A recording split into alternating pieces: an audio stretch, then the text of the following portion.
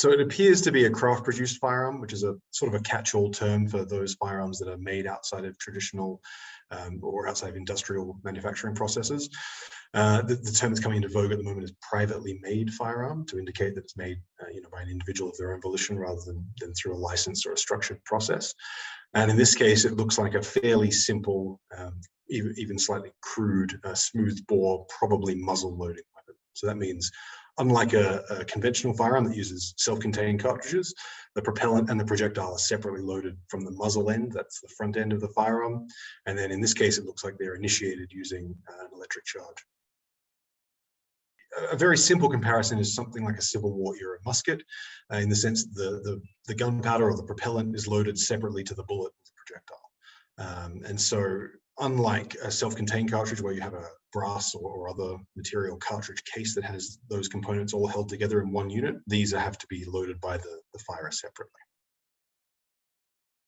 In general, if people want to obtain a firearm one way or another, they can do so anywhere in the world with enough determination.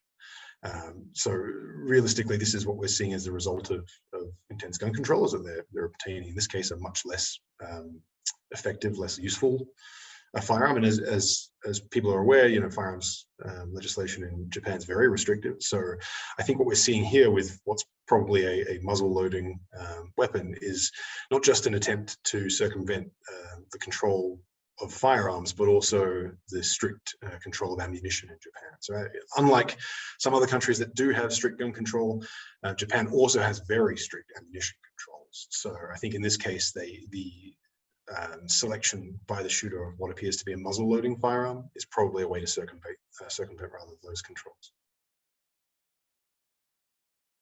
At the simpler end of that spectrum nowadays, there's 3D printed designs, and then there's also some more advanced designs that combine 3D printed and conventional manufacturing technologies. And then there are sort of the conventional crude designs, such as we've seen here, that have much longer roots. I mean, craft-produced firearms aren't anything new.